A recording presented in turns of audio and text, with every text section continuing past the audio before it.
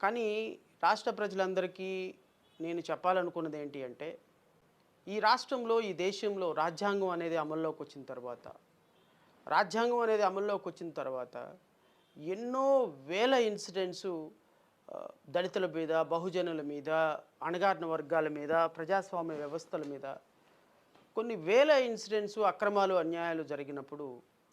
న్యాయ వ్యవస్థ వాటిని పరిరక్షించడానికి కనీసం మాత్రం ప్రయత్నం చేయకపోవటం నాకు చాలా బాధ అనిపించింది. న్యాయం అనేది కొన్ని సంవత్సరాల పాటు కొనసాగుతూ ఉంటే, న్యాయ వ్యవస్థ మీద ప్రజలు నమ్మకం కోల్పోతూ ఉంటే,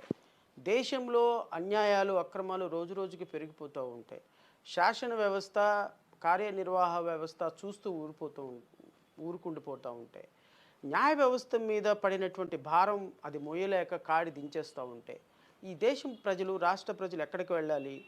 అంటే, ఒక వ్యవస్థని మార్చాలి అనుకుంటే దానికి శాసన వ్యవస్థ చాలా ప్రాముఖ్యమైనటువంటి వ్యవస్థ అని నేను ఏ రోజైతే భావించానో ఆ రోజునే నా ఉద్యోగానికి రిజైన్ చేసి, ఈరోజు జై భీమ్రావ్ భారత్ పార్టీ అంటూ ఒక చిన్న పార్టీ పెట్టి, ఆ పార్టీ ద్వారా రాష్ట్రంలో రాజకీయాలు చేయడానికి ఒక చిన్న ప్రయత్నం చేస్తాను.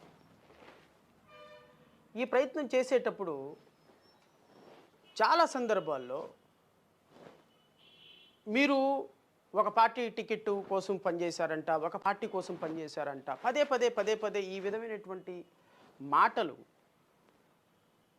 ఖచ్చితంగా నేను కూడా సమాధానం చెప్పి తీరాలి వీటికి. ఎందుకంటే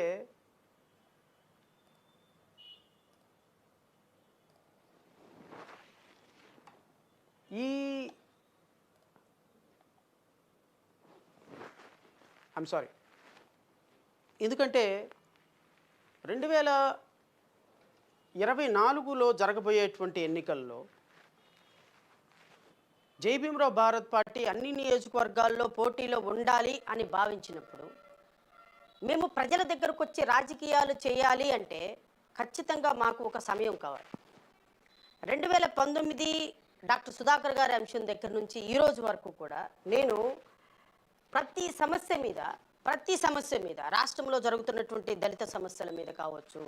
బహుజనుల సమస్యల మీద కావచ్చు, ముస్లిం సమాజం మీద కావచ్చు, రాజ్యాంగ శక్తుల మీద కావచ్చు, కోర్టుల మీద కావచ్చు, ఎలక్షన్ కమిషన్ మీద కావచ్చు, chief justice of India office మీద కావచ్చు, ఈ రాష్ట్రం ప్రభుత్వం దుర్మార్గంగా చేసినటువంటి ప్రతి సమస్య మీద ఒక పార్టీ కంటే, తెలుగుదేశం పార్టీ కంటే, జనసేన కంటే ఎక్కువగా ఈ రాష్ట్రంలో పోరాటం చేసింది వ్యక్తిగతంగా నన్ను నమ్ముకున్నటువంటి గుప్పెడు మంది జనం. జేబీఎం యాక్సెస్ జస్టిస్ అంటూ ఒక ఆర్గనైజేషన్ పెట్టి, డాక్టర్ సుధాకర్ గారి మరణం దగ్గర నుంచి, అంటే 2019లో డాక్టర్ సుధాకర్ గారి మరణం, 2020 మేలో డాక్టర్ సుధాకర్ గారి మరణం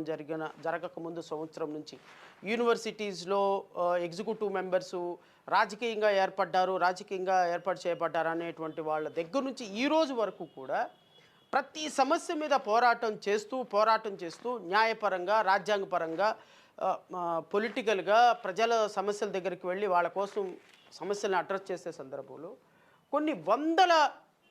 సమస్యల్ని అడ్రస్ చేసిన సందర్భంలో తెలుగుదేశం ప్రభుత్వం కానీ, జనసేన ప్రభుత్వం కానీ ఈ రాష్ట్రంలో కనీసం ఒక్క సమస్య మీద కూడా పోరాటం చేయడానికి సాహసం చేయాలి. తెలుగుదేశం ప్రభుత్వం కానీ, జనసేన ప్రభుత్వం కానీ ఈ రాష్ట్ర ప్రభుత్వం మీద చేసేటువంటి దుర్మార్గాల మీద పోరాటం చేయడానికి కనీసం ఇంట్లో నుంచి తీసి కాలు బయట పెట్టని సందర్భంలో ఈ రాష్ట్రం ప్రజా సమస్యల కోసం పోరాటం చేసిన వ్యక్తిని నేను.